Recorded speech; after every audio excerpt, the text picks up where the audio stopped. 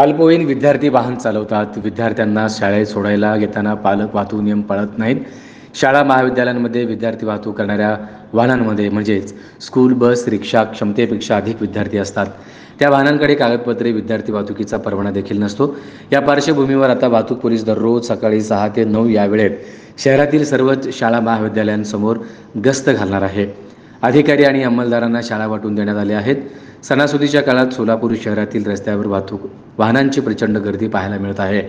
शहरातील प्रमुख बाजारपेठांमध्ये वाहनांच्या पार्किंगची सोय नसल्याने अनेक जण रस्त्यालगत वाहने उभी करतात. याशिवाय मूळ सायलेन्सरमध्ये बदल करून मोठ्या आवाजाचे सायलेन्सर लावणाऱ्या वाहनांवरतीही दंडात्मक कारवाई केली जात आहे.